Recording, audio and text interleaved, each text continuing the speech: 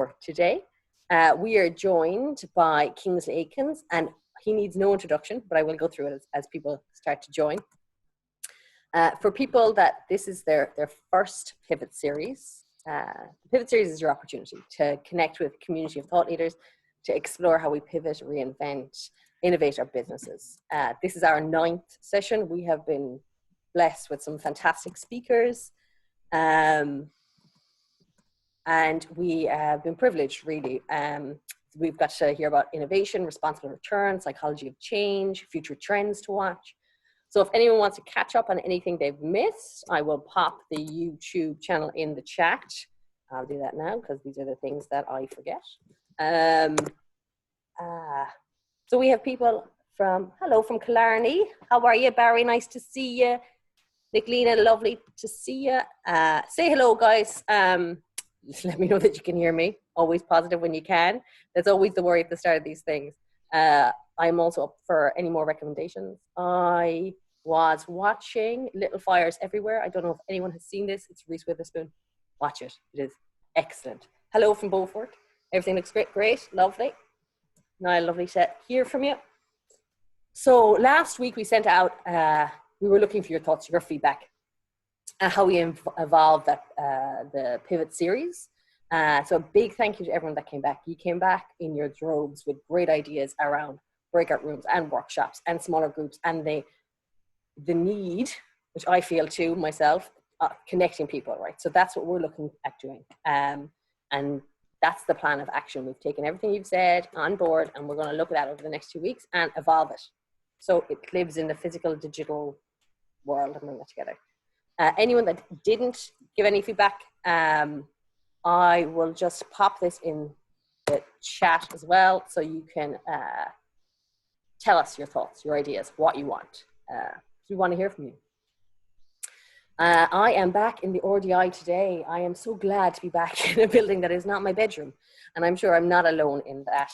RDI Hub, for those of you who don't know, is a community where startups and corporates come together to look at collaborating and learning and creating new areas of business growth. It's a public-private partnership between FEXO, Tralee IT, and Kerry County Council. So we're looking for people, tech teams specifically, that need space, safe, positive space with great tech tools, network of mentors, innovative programs, wellness programs in the Southwest. If you're interested, drop me a line, radine.o'connor@rdihub.com. Now, to my guest. I don't know, do you actually need an introduction, but I'm going to give you one anyway, Kingsley. He is well known. He's the CEO of the Networking Institute, and we're delighted to have him here today to join us and talk to us about networking. The Networking Institute is a consultancy company that specializes in training in areas of trade promotion, philanthropy, and diaspora engagement. Prior to the Networking Institute, Kingsley had a variety of other roles, including the chief executive of the Worldwide Irish Funds. And he was also founder and CEO of Diaspora Matters. He's going to talk to us today about networking. And networking in a webinar seems kind of strange. So we are planning on doing workshops for networking in the near future as well. So we can put what we learned today into practice, which is so important. So without any further ado, I am going to hand you over to Kingsley. Before we start that, I have 2 questions to ask you guys. I almost forgot. My favorite part always, because I get to hear from you. So I have 2 questions about networking specifically. The first question, as always, we use Menti for our questions. So everybody that's on the call, pick out the phone, go to Menti, MENTI.com, and use the code 189233. And on a scale of 1 to 10, tell us how important networking is to you. That's MENTI.com, and use the code 189233.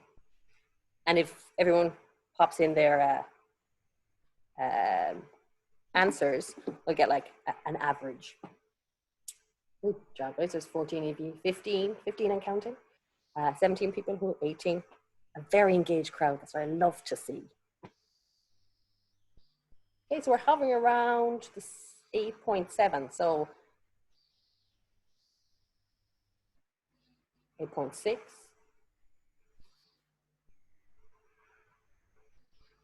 Okay. Right. So I think everyone is in agreement that it's fairly important. And for me, I can attest to it being one of the most important things. 30 people took that poll. That's excellent. My next question for you, if this works. Oh, haha. A little bit of self-reflection. On a scale of 1 to 10, how good are you at networking? I promise that one wasn't me, but it probably should be. Yeah, it's a tough one, you know, to rate yourself at something. And we all know someone that comes into a room and works really, really well. And if you don't know that person, you probably are that person. So give yourself a higher grade. Okay, so we're kind of averaging around the 5. So we're saying we know it's really important, but maybe most of us haven't mastered it yet, which is really interesting. And that is why we are here today. Okay, I'm going to stop sharing my screen now. Lovely. Okay, so I see it, McLean, don't have the phone. That's totally okay. So without further ado, and armed with that information, we all know it's important, but we're not great at it. Kingsley, give us all the advice you have. Tell us how to do better. Wow. As Gay Byrne used to say, folly dat. Thank you very much. And thank you very much for running that poll. And thank you for your kind introduction, which was a little over the top, I have to say. But I have to admit, it was exactly the same as the one I emailed you last week. So thank you for kind of getting that right.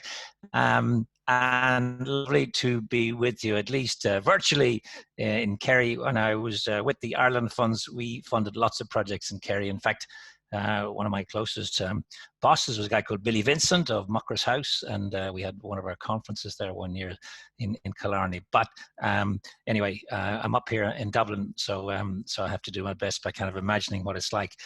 And I know that I got about a half an hour or so to have a chat this morning about networking and why it's important. I think the poll is quite interesting because every time I run a course, and I've run hundreds around the world, I ask those two questions. How important is it? And everybody says it's really important. Network's really important. And then how good are you at it? And people say, well, you know, I'm probably 5 or 6. So that's pretty standard, the reaction. And it also begs this kind of question as to, well, if there is that kind of importance stroke need, why don't people do more training in it? For example, why don't schools and colleges teach networking? Why don't companies have strategies for networking? And there's lots of reasons. But we're going to dig into some of those as we go through.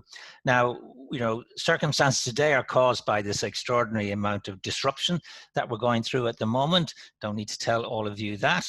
But as we exit a health crisis, hopefully, I think we're going to enter into a jobs crisis. And this is not just in Ireland. This is a global issue. Microsoft, Natya Sadella, who is the head of Microsoft, last week said that 25 million people globally will be disrupted by this pandemic.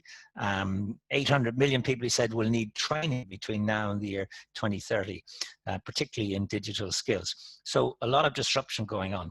That's not to say that before this pandemic hit us some months ago, that there wasn't a lot of disruption happening anyway. We were in this period of what people call VUCA, volatility, uncertainty, complexity, ambiguity.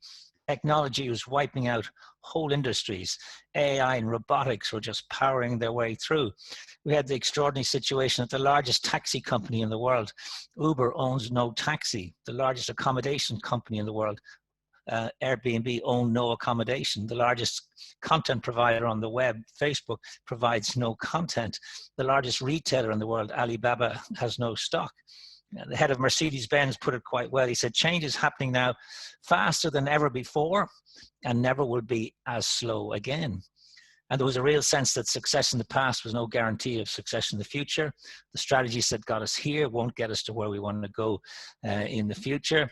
Peter Drucker, the American management consultant, said to create the future, you have to be the enemy of today. And Charles Darwin, the great British anthropologist, said it's not the strongest of the species that survives, or even the most intelligent. It's those most able to handle change. So that's the challenge that was facing us even before this happened. And so now we're going to need our networks, and we're going to be networking more than ever before in our lives. I think back to my dad, who left school at 14, joined a company and left that company age 77. Just a quick 63 years in one company. Well, those days are over. I've got kids coming out of school and college now. They're going to have 15 or 20 different jobs. They'll be all over the place. Extraordinary sort of flux and change going on. And if you think about it, somebody put it to me quite well the other day. They said, imagine you were born in the year 1900. Just sort of imagine. When you were 14 years of age, there was a world war that killed 20 million people. When you were 18 years of age, there was a pandemic that killed 50 million people. When you were 29 years of age, the entire world economy collapsed. When you were 39 years of age, the world entered into another world war. So it's not as if these things are exceptional. Disruption is just part and parcel of who we are and how we live our lives. And I think we have to be conscious that companies are now going to reconfigure their structures, their staff structures, their employment structures, and individuals are going to have to reconsider their career structures and their career options. And in all of that, your network and building your networks is going to be critically important. So what is networking? Well, it's long-term, hearts and minds, sustainable relationships. We kind of all know that. But networking essentially, and my belief is networking is all about giving, not getting. Now, that's the opposite of what a lot of people think. A lot of people think that I got to network because I need a job or I need a sale, so I'm going to network something for me. Whereas we come at it from the, no, it's actually what can you do for other people?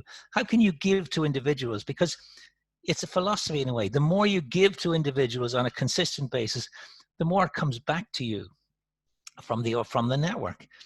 In other words, how can I put my network at your disposal? How can I help you in some way rather than what can you do for me? So why is networking so important alongside the obvious reasons of what's happening now? But the reality is in life, we can't go it alone.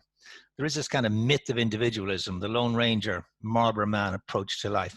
The fact of the matter is we need to connect, collaborate, cooperate. It's a natural human desire that we have, but you can't get anywhere in life unless you build these relationships. Opportunities don't float around on clouds. They're attached to people. So if you're looking for an opportunity, you're really looking for a person. Now, we know networking can help us in lots of good practical ways. It obviously is great for building up your business. It's great for finding customers or attracting suppliers or investors or attracting and retaining good staff. That's all good stuff. But here's what's interesting. All the research shows that people who have strong and diverse networks live longer, are stronger mentally and physically, earn more money, and are happier. I kind of like all of those. I also think it's the great antidote to loneliness, which I believe is one of the great crises of our times. And if you ever read that study called the Blue Zones, it talks about the places in the world where people live long and happy lives. It's where there's a strong sense of community, where people have built strong networks. But your network is also the way to escape your silo when you're stuck in this particular area, field. It gives you the opportunity to stick your head above the parapet and see what's going on. And frankly, your network is the way you're going to get your next job. 80% of good jobs are not advertised. People find you, they come to you, you've become known.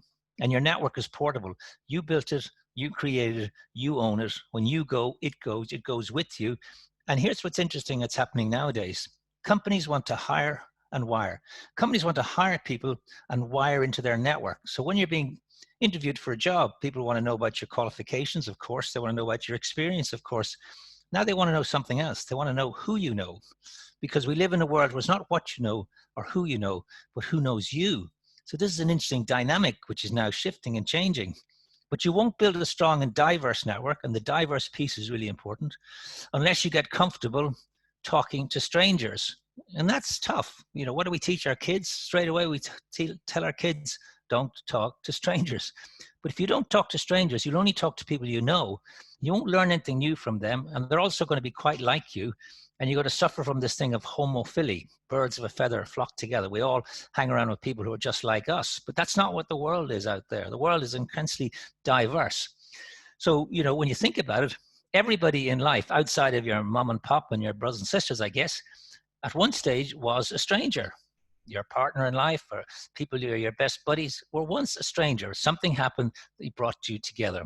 So anyway, networking is critically important from all those perspectives, but it's more important now than ever. And now you need to put it front and center of your personal and business lives and realize that one introduction, one conversation can change your life. It certainly happened to me, and I'm sure everybody's got a story along the same basis. But it's also important because you see, life is a game of inches. And you know it from sport. Cork and Kerry in the Munster final there's not much in it these days. You just see it in every sort of sphere of life. I used to work for the IDA, and when we got an inward investment decision for Ireland, fantastic. If we came second, we got nothing, zilch, nada. And sometimes the difference was minuscule. So basically, it's like the theory of marginal gains. You need to find what are the small, slight advantages you can get, and your network can be this advantage. It can be the difference maker. And networking is not about any one big thing. It's actually about doing many small things, which if you do on a daily basis, they become habits, and then they become rituals, and they become part of who you are, what you stand for. And it can seem daunting, easy for me to say you've got to build this network, but daunting to do. It feels like picking up grains of sand one at a time. But actually, if you do it consistently, it becomes bucketfuls.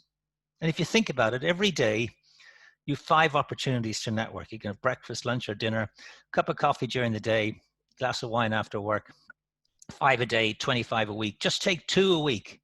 And that becomes 100 a year. And that is how you begin to build up your network. It takes sort of time, but it's very doable. But there is a price to be paid for being an average networker, because this is, in so many things in life, it is the difference maker. And so it's a necessity rather than a luxury, building a strong and diverse network. And it's about 3 things. It's about changing your attitude to become relationship driven rather than just transaction driven. It's about altering your behavior. And behavior change is tough. We all know it from exercise and diets and all those things we're meant to do. It's tough to do it and can be consistent with it. And it's also about altering some new skills. But at the end of the day, it's about taking action. And if you don't take action, nothing happens. As the guy says, if nothing happens, nothing happens. But there's a problem, a fundamental problem with networking, and here it is. Most people hate it. Most people think it is just the world's worst activity. It's got a really bad image. It conjures up images of sleazy individuals late at night in a bar, flicking out business cards, looking over your shoulder to find somebody more interesting to talk to. I think you know the type of event. You wake up in the morning, you find somebody's business card in the turn up of your trousers, and you say, where did that come from? And what happened there? So that's a problem. Another problem I mentioned earlier, networking is not taught at school or college. Companies don't have strategies for it. It's not a KPI. It doesn't show up in the recruitment process. We have a tendency, people to say, it's not my job. I wasn't hired to network. That's marketing or sales. That's not from me. So some real fundamental issues with how we view networking. We also tend to mix up networking and sociability. We tend to think that the most sociable person is the best networker. In fact, it can often be the exact opposite. People who appear to be somewhat shy or introverted can be terrific networkers and better than extroverted people. Why? Because they do it with decency, authenticity, integrity, and honesty. They ask questions and they listen, which is the #1 skill in networking. So here it's an interesting thing, this whole idea of building this network. But one other problem is that this stuff's important, but it's not urgent. And we all live our lives. We all live our lives chasing and doing urgent stuff. But networking is now a key soft skill. And more, you're hearing the LinkedIn and the Googles and all these great companies saying, soft skills are going to become as important, if not more important, than hard skills in the future. Soft skills is a slightly unfortunate name. It sounds a bit kind of squishy. But it's made up of those personal skills that allow you to interact effectively and harmoniously with other people. It's not about what you do. It's more about sort of who you are. It's things like empathy and creativity and emotional intelligence and persuasion and collaboration and communications and, of course, networking. So that's the challenge that we have, is to put this in a front and center for all of us. And also, particularly given what's going on now. And I'm a fan of this notion of Me Inc. And Me Inc. was actually an idea first proposed by that great management consultant, Tom Peters, in an article in Fast Forward magazine in 1997. And he said, you know what? You need to take responsibility for your own career development. You can no longer rely on other people to look after your career.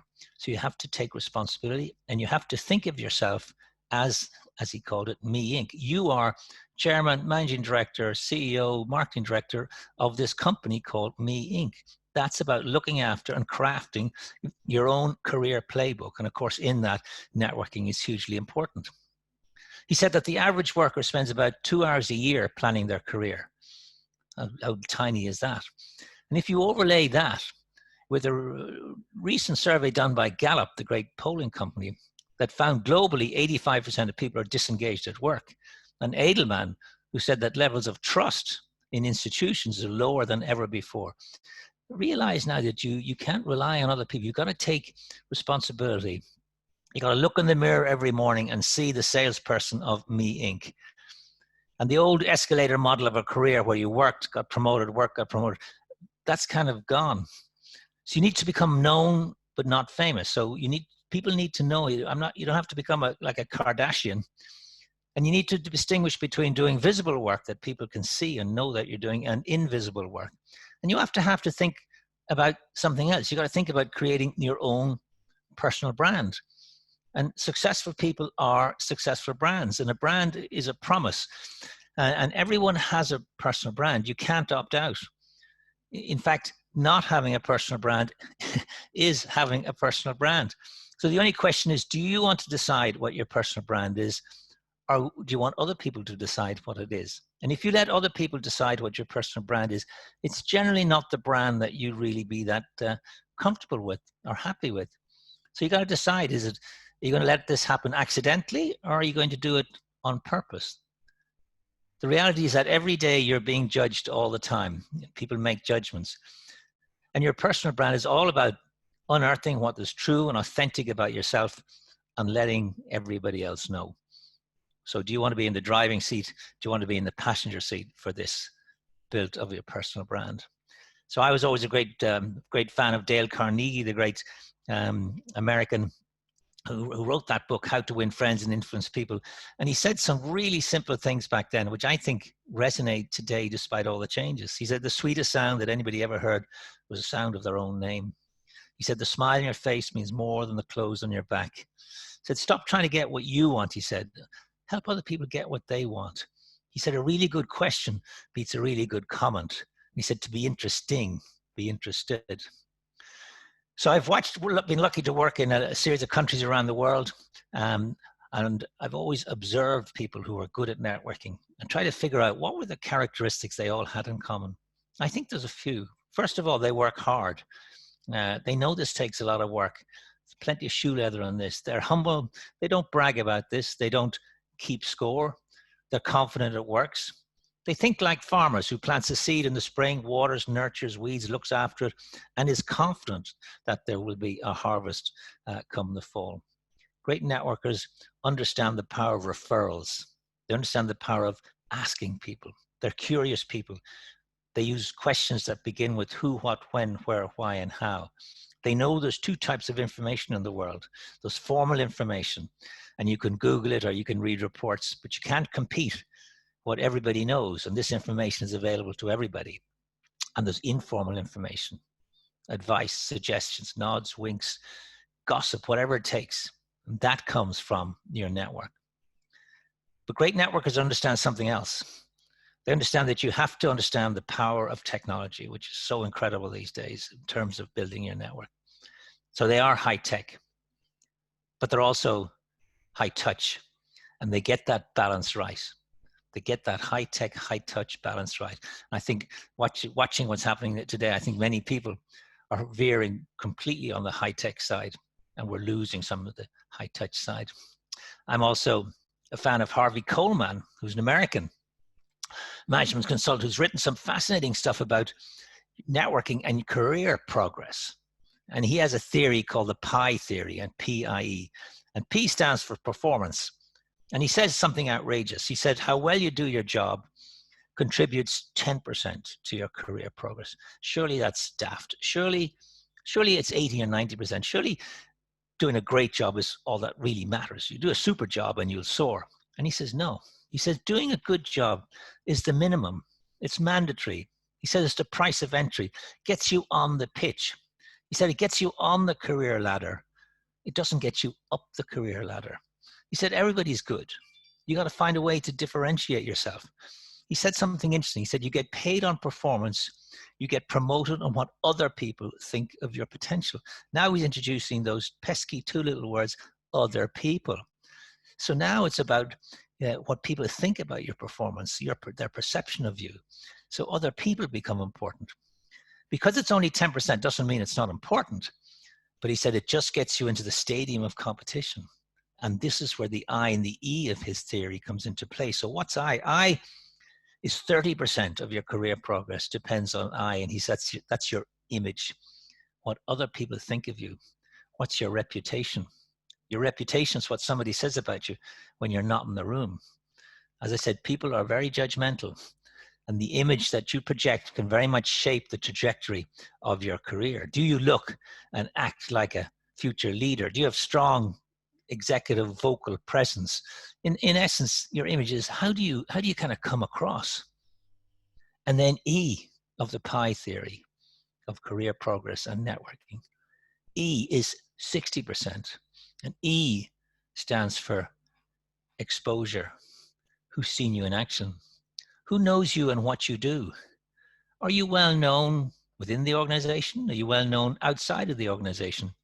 What are you a go-to person for? Who will speak up for you when you're not around? How do you perform in meetings? Are you, so all of this stuff actually turns on its head the advice that I got, and perhaps some of you got, the parental advice leaving college and starting out in a career, which was work hard, keep your head down, and keep out of trouble. Actually, not very good advice. And if you want to see this in action, there's a wonderful lady called Carla Harris, C-A-R-L-A Harris, and great TED Talks, great YouTube videos, absolutely worth a watch. She's a fantastic individual, 32 years in Wall Street with Morgan Stanley, African-American, a gospel singer, fabulous speaker. And she said, your network for your career, you need three things. You need an advisor who will help you technically with getting along with what you're doing. You need a mentor, who's somebody who's going to talk to you and give you the good and the bad and the ugly. But most importantly of all, for your career progress, you need a sponsor. And a sponsor is somebody who talks about you. As she said, somebody who carries your paper. Because she said there's two types of currency in your career. One is called performance currency, how well you do your job. And the second is called relationship currency. Because she said, here's what's important. The really important things that'll impact on your life in your company, which is to do with promotion and compensation and upcoming projects, will be made by people sitting in a room, and you will not be in that room. And their decision will be based on their perception, based on their judgment, which depends on the image which you project. And nobody is going into bat for you if they don't know you. And she said, over time, your performance currency actually declines because everybody's good at it, and your relationship currency increases. So this really, and she's a fabulous speaker, is really what this is all about. It's all about how do you build that reputation, and how do you work on this and have a sponsor who's going to look after you when you can't be in the room where these decisions are taken. So what today is about, and this is a 3 hours concertina into 35 minutes, is about building your social capital. Your social capital are the resources available to you in your personal and business networks. Because there's two types of knowledge. There's knowledge that you have, that's your human capital, and knowledge that you can access, which is your social capital. And we all understand financial capital is stuff you own. Now we understand human capital is, as I said, what you know. But social capital is going to be a big differentiator in this 21st century that we're in. as the information age was all about human capital. But the networked age, that's the age we're in, is all going to be about social capital. So now you got to think about that concept of social capital. And what are the skills that you need to have to be good in this area? Well, the single most important skill in networking and building your social capital is the ability to be a terrific, world-class listener, giving somebody your full and undivided attention. And yet we live in a world where most people don't listen. Most people think listening is a sign of weakness, of not being an expert. You know, most people think that you learn more when you're talking, but the reality is you learn nothing when you're talking. When you're talking, you're only repeating what you already know. There's nothing more powerful than giving somebody your full, rapt attention. And, you know, we tend often to be narcissistic listeners. I could say to Radine, I could say, I'm thinking of buying a car. And she says, yeah, I bought one last week. I paid 20,000 for it. He wanted 10,000. It's only done 50,000 a month. I'm not interested in her story, in her car. It's my story, but she's hijacked it. So we often see conversations as competition. So now we have to see listening as a form of activity. Listen like an interviewer. Not only listens, but listens to what the person is going to say next. You know, big thinkers monopolize listening. Small thinkers monopolize talking. So as the cliche says, you have 2 ears and 1 mouth, use in that proportion.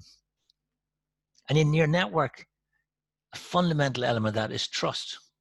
You know, as Dale Carnegie said all those years ago, people do business with people they like and trust. And trust is not an event. You don't meet somebody and they trust you tomorrow. Trust is doing what you say you're going to do over and over and over again. And I referenced early Edelman, the world's largest communications company, who do this annual trust survey. And they found that trust in 4 institutions, government, business, media, and nonprofits, is at its lowest level in recorded history. And yet what a plus if you can build a reputation for being trustworthy. It takes years to build trust, can be lost in a nanosecond. And I'm a fan of a concept called funnels of serendipity, how random chance can change your life. But random chance doesn't happen lying in bed or sitting at your desk. Some people think random chance is like a bolt of lightning out of the blue. It's like winning the lottery, or, you know, you get struck by lightning. I see it more as like a gentle wind that's always at your back. And random chance can be increased. I believe you can actually create luck in your life by being in motion, by doing stuff. It means finding things and people you weren't actually looking for. But we often, many of us, underestimate the role that luck plays in our life. How we got our job, took our sport, met our partner. But it won't happen unless you put your talents on display, unless you get out and about, unless you break your routines, go to likely places, hang around with people who are good at networking. We are the average of the people we hang around with. Hang around with people who are good at networking, guess what happens? And in networking, it's important that you build a wide array of weak connections. And that's because of this concept of homophilia I mentioned earlier. We tend to hang around with people just like us. But this country now is very different from when I was growing up. When I was growing up, we used to say it was essentially male, pale, and stale. But now it's very diverse. 17% of the population of Ireland were not born in Ireland. In Dublin, it's 25%. But of the working age population of Dublin, 33% were not born in Ireland. But here's the question. Does your network reflect the diversity of the economy you work in, the society you live in? And the answer is, if it doesn't, you underperform as an individual, as a company. And all the research shows that. So that's an important element of finding the weak connections. So there is a 4-step process to networking. And the first thing I always ask people to do is to ask yourself the brutal question. And here's the brutal question. Is my network good enough for where I want to be a year from now? And the only way you'll find an answer to that question is actually to audit your network, to actually print it off and have a good look at it. And in that process, you can do a few things. First of all, you can clean up your network, get rid of redundant entries, people who've gone away or whatever. Secondly, you'll find you've got some gaps in your network. You know nobody who works in tourism or aircraft leasing or accountancy, and you can begin to the process of filling those gaps. And thirdly, you'll find something else in your network. You'll discover that you had some great connections in the past and you've let them slip. You know, nothing happened. You know, you went one way, they went the other way. you didn't have any row or anything, and you can reconnect. I call them with these dormant people, and I make an effort every couple of weeks to ring somebody I haven't been in touch with for a long, long time. And guess what? You've moved on, they've moved on, and it's always fascinating. And if you want, you can pick up where you left off with these people. And then I suggest you segment your network, because not everybody in your network is the same. And I have 4 categories in my network. One is a contact. A contact is a name on my database. I use Outlook, and I have a big LinkedIn network. A name there, and for the life of me, I can't remember who they were. I must have met them at a conference. I must have met them on a plane at a reception, took a business card, put it in my system, but I don't know who they were. That's very weak. Moving up that pyramid, you've got a connection. You know them, they know you. If they called you, you'd know who they were, and vice versa. Up again is a relationship. You know each other. You're doing some business with each other. You like each other. You trust each other. Fantastic. That's really great. And then at the top of the pyramid, I call it a friend. I have people I work with are friends of mine, and I have friends who are friends. But I don't have very many in this category, because my definition of this category is somebody you could call on their cell phone on a Sunday afternoon. And I wouldn't do that to many people. So this is a good little exercise to do, particularly in lockdown or when you can't work in the offices, to actually look at that with that harsh question in mind.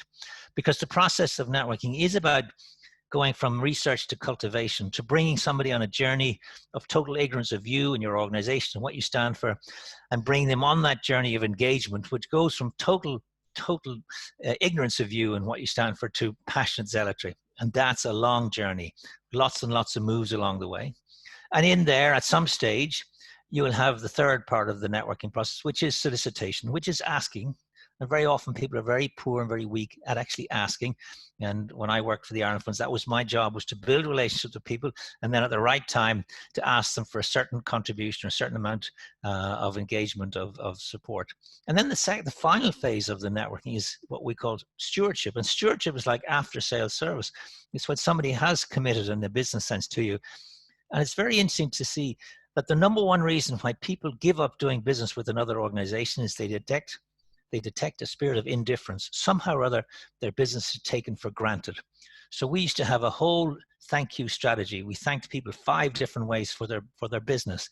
And we had a whole program of working with people after they had committed to us. And we knew that if we did that well, they would stay with us. So here we go, wrapping up.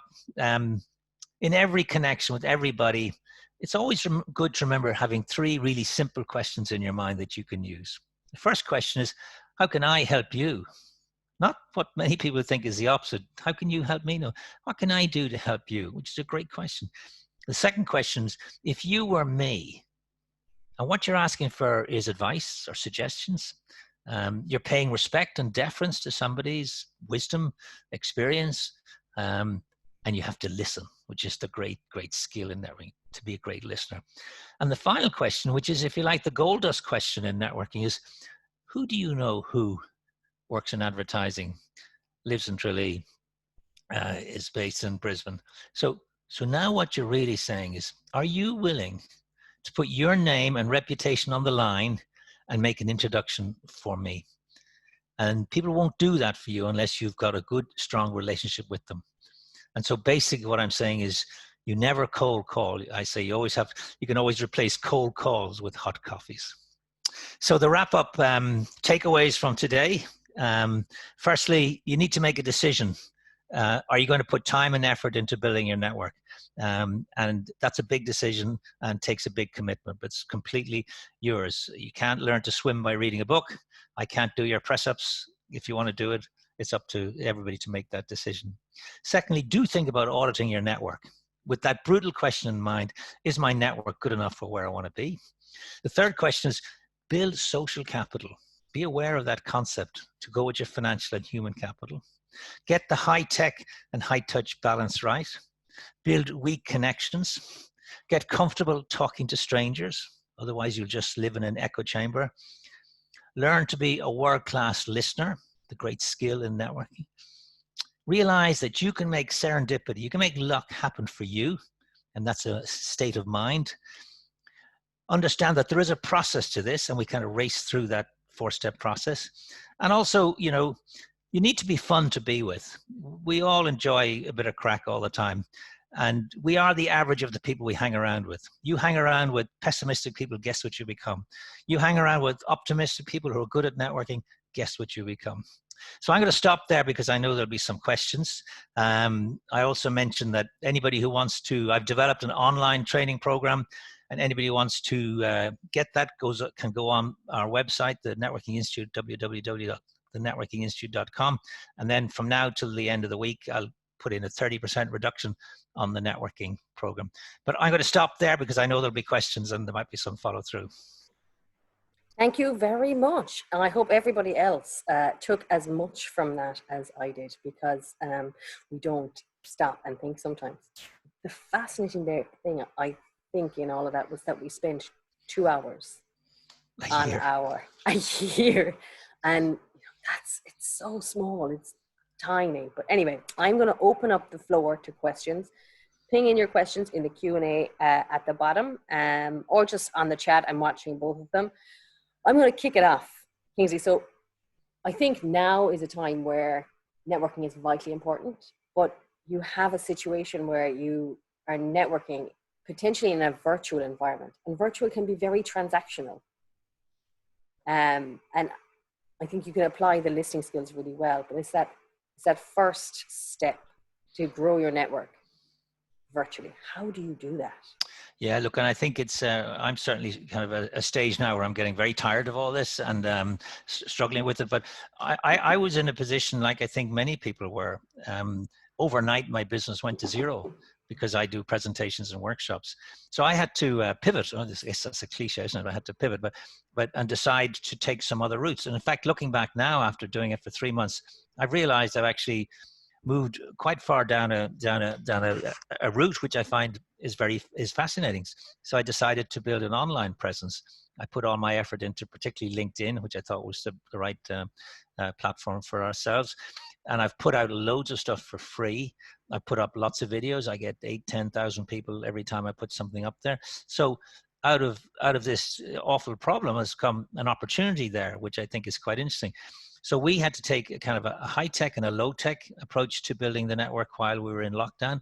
Low-tech approach was just picking up the phone on a regular basis and connecting with lots of people, not even asking them for anything. I also sent out an email to 500 people saying, look, this is what we're doing, this is what we're reacting, and I'm not looking for anything. And by the way, I didn't get anything. About 400 people never even replied. But about 80, 90 people came back to me. And out of that, about 12 people suggested doing something and about 4 pieces of business. So 4 out of 500 is not a great return, but it was part and parcel of building that, using online to build a relationship. But there's, of course, severe limitations with it. I find I've done about 50 webinars now. I find them quite tiring, funnily enough. And you can't, for example, you can't use humor on these things on Zoom, really. Hard to see who's there and what they're reacting to it. So I think it's a needs must. We can do the best we can. We can certainly pick up the phone. I send stuff through the mail to people, send clippings and articles. But it will, there will be an end to this. This will finish. And I use the line that's when business is down, that's when you paint the shop. So my sense is just get ready, because at some stage in the next few months, hopefully, we're going to be back to where we were in terms of interacting with people, and it will be a bit different, but we will be back. Yeah, fingers crossed. And you're absolutely right. I'm getting pinged a load of questions here.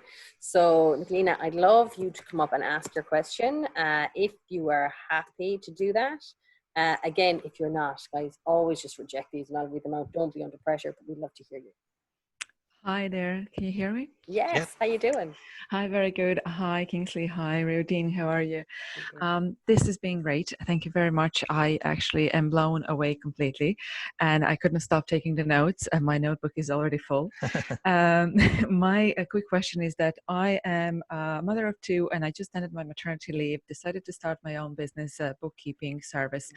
And I've met a few great people from County Kerry and just decided to jump Take the jump of faith and moved from County Wicklow to County Kerry a month ago.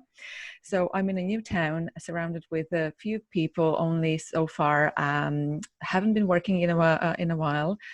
Starting a new business, a lot of new areas for myself, and I actually have been having that question in my head: how will I reach out to people, especially after the situation like it's lockdown due to COVID? So any kind of advice altogether with this webinar as well would be much, much appreciated. Thank you. Yeah, well done. Kerry to Wicklow to Kerry. You're a great loss to Wicklow, but again to Kerry.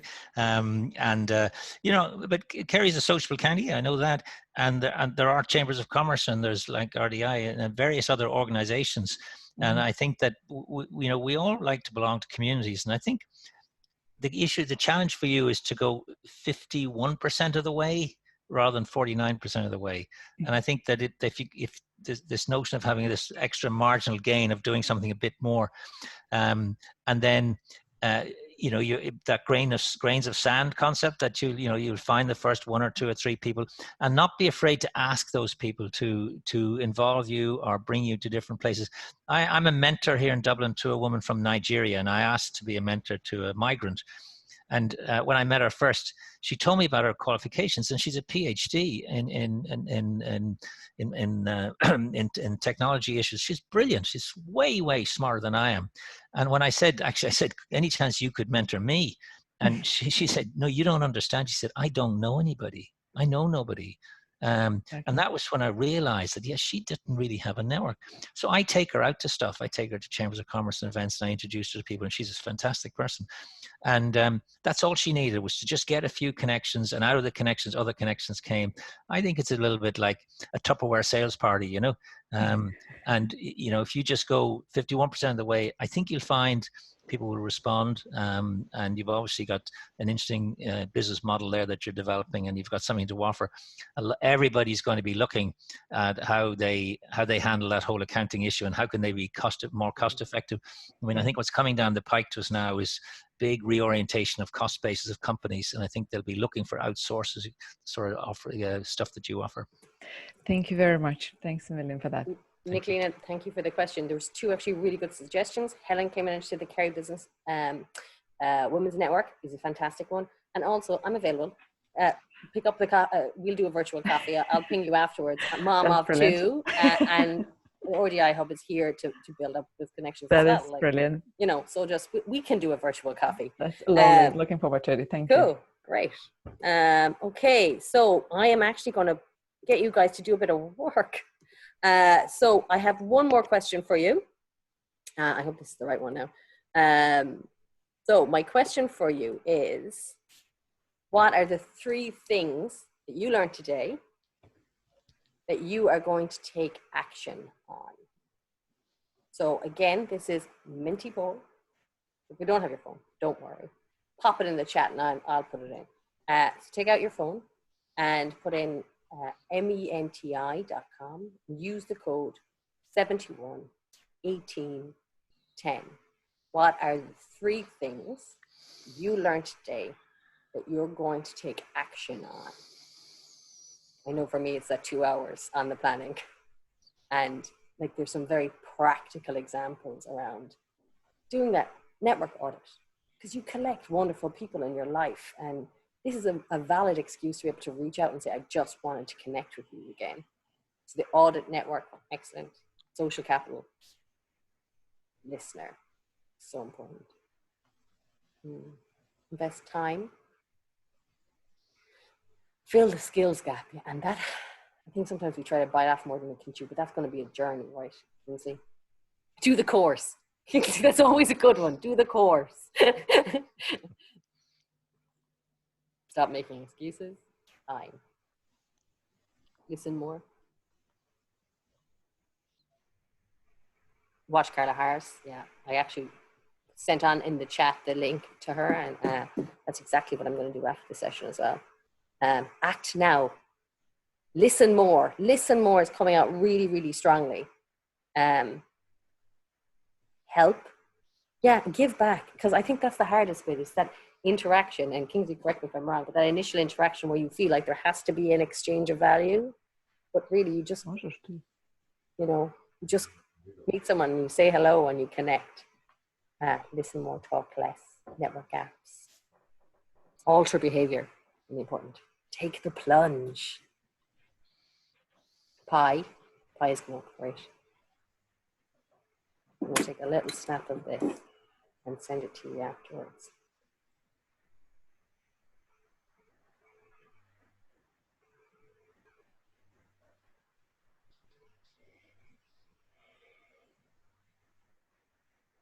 That's what you can do for being an active listener. 26 people. Guys, you're a great crew today, getting really involved with everything. Listen, take time, read books. Okay, I'm going to stop that there and just thank everybody for their commitment to action, which is really what all this is about, right? There's more people coming in there. Pick up the phone. Yeah, I'm doing that. I'm going to get off this call and pick up the phone to someone that I've meant to pick up the phone to for ages and just reconnect. Okay, I'm going to stop sharing now, guys, okay? Now.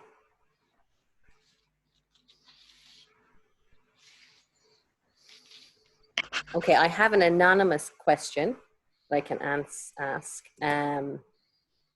So the question is, how do you get your connections, Kingsley, to engage with you? You can connect, but how do you build engagement when there's no knowledge exchange per se? Exactly what I was saying. And I guess the question I would be, is that during this period when it's just purely an online situation, or is it when you can actually go and connect with somebody physically? Would be my question.